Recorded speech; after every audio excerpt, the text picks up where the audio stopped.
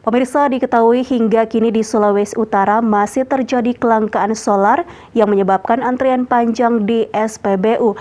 Merespon hal ini, Gubernur Sulawesi Utara Oli Dondo Kambe mengatakan akan menambah jumlah kuota pengisian solar di setiap SPBU dari 8.000 ton menjadi 16.000 ton per hari.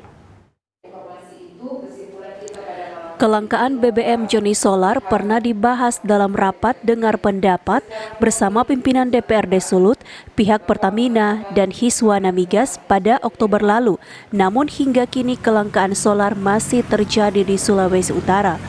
Sehubungan dengan kelangkaan solar dan menjelang momen Natal dan Tahun Baru, Gubernur Sulawesi Utara Oli Dondo Kambe mengatakan akan menambah jumlah pengisian solar di setiap SPBU.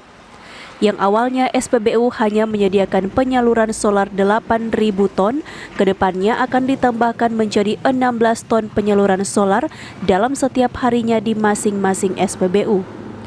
Setiap pompa bensin yang menyalurkan solar yang jatahnya cuma 8.000 ton dibikin 16.000. Orang berdoa jo supaya keputusan ini cepat, karena persoalan solar ini bukan cuma di Sulawesi Utara, nasional.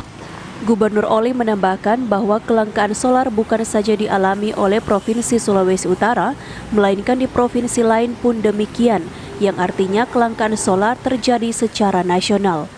Bahkan Gubernur Oli telah mengirim surat kepada BPH Migas dalam penyelesaian kelangkaan solar.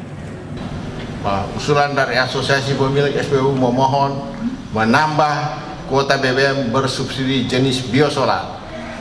Terlampir itu, banyak sekali. Jadi pemerintah semua antisipasi lebih dulu. Gubernur meminta agar masyarakat tetap tenang dan membiarkan pemerintah bekerja dalam mengatasi kelangkaan BBM jenis solar ini. Opik Syarifuddin melaporkan untuk Kawanua TV.